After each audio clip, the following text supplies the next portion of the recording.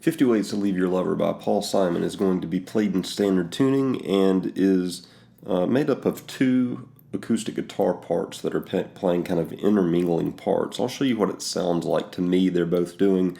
This probably isn't 100% accurate. There's no video of like the actual two guitars as they were being recorded playing, so I'm having to listen and speculate, but this gets pretty close, I think. The guitar that you hear in your right channel is going to begin on what sounds to be this chord. This is a version of an E minor. I've got my second finger on the 3-string 4th fret, my pinky finger on the 2-string 5th fret, and my first finger on the 1-string 3 fret. Feel free to use whatever fingers are good for you. You can finger pick it or use an actual pick and strum strings 3, 2, and 1. The second chord, you're going to slide down. I've got my second finger on the 3-string 2 fret, an open 2-string, and my ring finger on the 1-string 2 fret, strumming from the 3-string down. And then we're going to just open up strings 3, 2, and 1. So we've got the next chord I hear as being this. I'm barring my first finger across strings 4, 3, and 2 on the 4th fret, with my ring finger starting off down on the 3rd string 5 fret. I'm strumming across strings 4, 3, and 2, and then pulling off my ring finger to expose where my first finger bar is holding down the 3-string 4th fret, so that I get a sound like.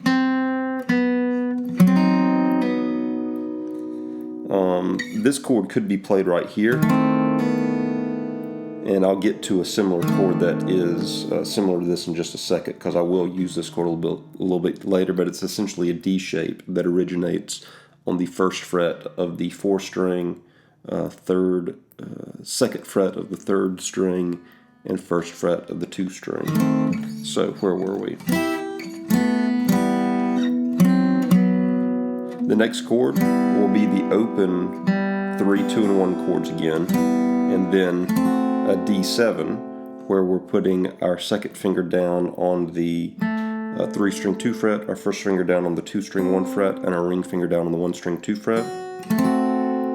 And then for this chord, you want to bar with your first finger the 4th fret of strings 4, 3, and 2, and then your ring finger you want to have down on the 1-string 5 fret. And this is almost the end of the first round. After this chord, you play another version of an E minor where you just fret the 4-string 2 fret, and then strings 3, 2, and 1 open below it and get strummed. So very slowly, the first round of that, and we're only halfway there for the guitar that you're hearing in your right channel, but very slowly.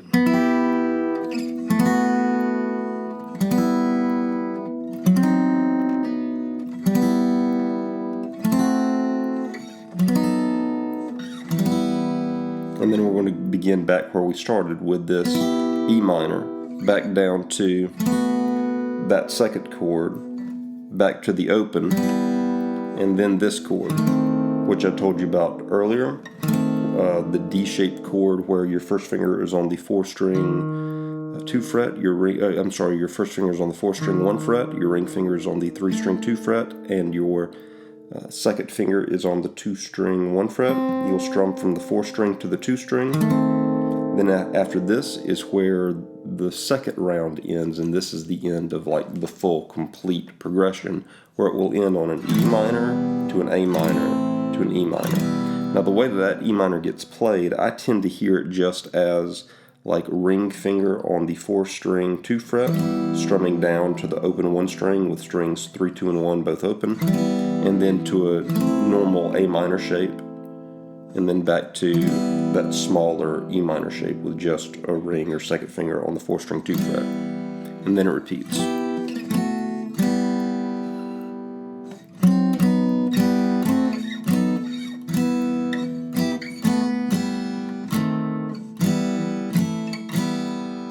Okay, whenever we get to the chorus, and I'll show you the left channel guitar in just a second, or what I hear it as.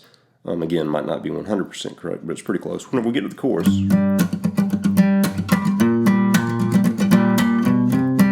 it's a little bit less chordy and a little bit more simple. You're basically just wanting to play a G chord to an A sharp chord to a C chord. And I tend to play those just as versions of power chords or bar chords. I've got my first finger on the 6-string 3 fret and my pinky finger on the 4-string 5 fret with the 5-string muted out in between. And I'm just kind of vamping on, going between 6, 4, 6, 4, 6, 4, 6, 6, 6, 4, 6, 4 is kind of the feel that I'm going. And then I tend to just make a huge stretch, trying to leave my pinky finger planted on the 4-string 5 fret, and then grab with my first finger the 5-string 1 fret for the A sharp, and then bring my first finger up 2 frets to the C note, the 5-string 4 fret, with my pinky finger all the while being on the 4-string 5 fret. So 5-string 3 fret, and pinky finger on the 4-string 5 fret. Repeat. Now if you don't want to make this big jump, you can just move to a power chord right there and then a power chord for the C, or you could come up and do the whole thing originating on the 6th string. So 6th string 3 fret to 6th string 6 fret to 6th string 8 fret back down to 6th string in just kind of bar or power chord formation. If you want to make them major, you can, because I'm pretty sure the chords are actually major. And then it just stops on that G. You can hear the bass doing a walk up in the G of like, that would be an open 6, 6-string 1 fret, 6-string 2 fret, 6-string 3 fret.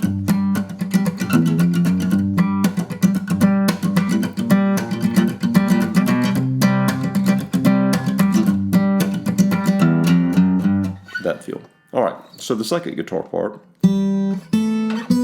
is a lot easier than the first guitar part.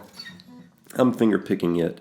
I've got my ring finger on the 4-string 5 fret and my first finger on the 1-string 3 fret. I'm going to be pinching those 2 notes simultaneously. So that's the first chord, and then it comes up this shape. You're going to keep this shape right here for the vast majority of the second guitar part. You're going to bring the shape up 2 frets. So now your ring finger is on the 4-string 7 fret, and your first finger is on the 1-string 5 fret. So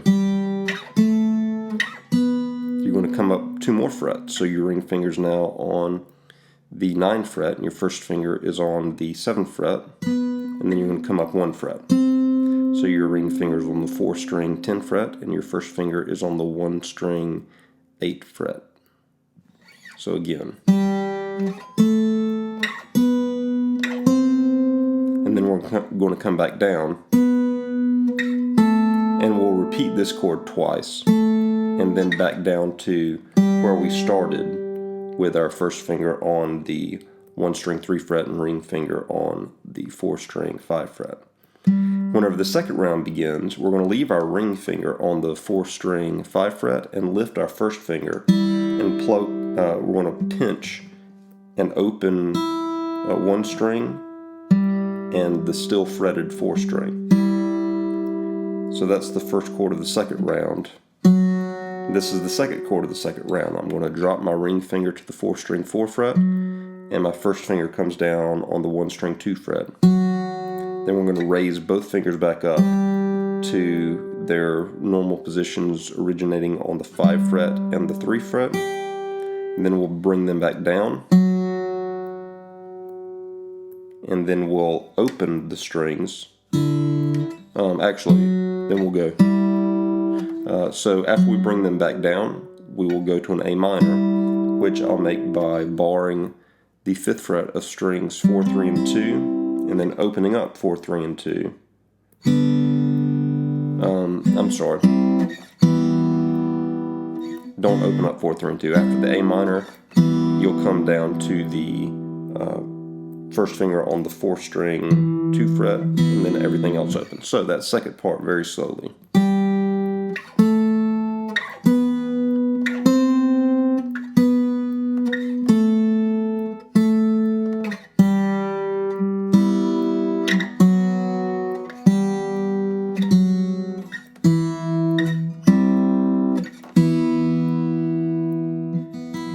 And then same thing for the chorus. And I think that has about got it. So it's kind of a difficult song to pull off just solo acoustic, but you can augment these chords however you need to try to make them fuller, so that they could be pulled off on acoustic guitar, or if you've got somebody that's going to be playing with you, I think this is how you would want to approach it with multiple instruments. So those are the chords and the movements to 50 Ways to Leave Your Lover by Paul Simon. Hopefully this gives you an idea of how to approach the song.